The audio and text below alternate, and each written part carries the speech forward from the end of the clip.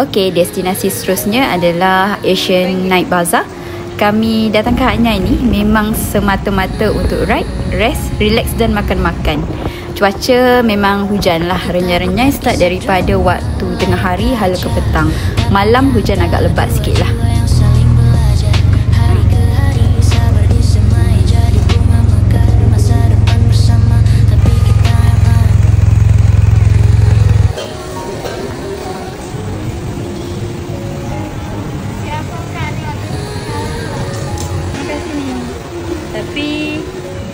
Okey, kita singgah sekejap beli air cincau ni. Sebelum ni dah rasa dekat Betong.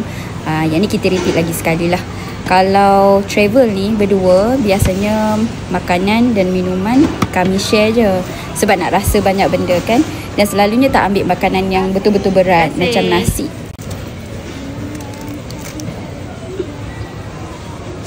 Ikan ni nampak macam sedap tau. Tapi sebab tak ada saiz yang kecil, jadi skip lah. Kak, udang ni kira berapa kak?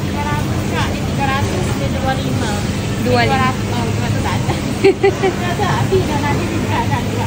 25 dengan 300. Jus oren kak 25 baht.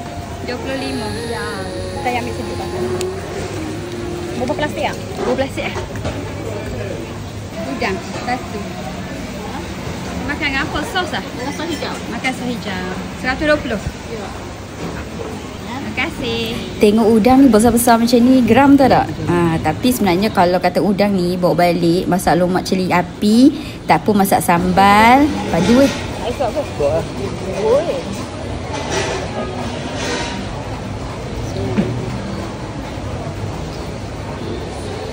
Siap. Makan sekali udang. Ya. Siap.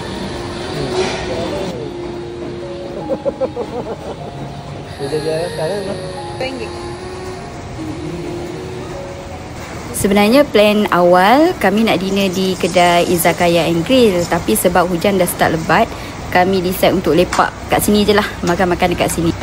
Dah hujan-hujan, sejuk-sejuk ni kami cari sup.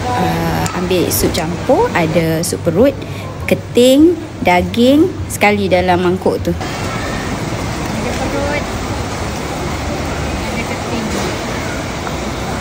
Tapi kat sini kami tak shopping sangat lah, belikan untuk anak-anak je. Aku nak hidup denganmu sampai tua, dalam tawa, dalam duka, dalam kopi pagi, dalam senja yang sama. Biar masa bawa sampai rambut kita sama memutih. Dulu kita cuma mimpi, sekarang ini reality. Perjalanan panjang tapi kau tetap di sisi.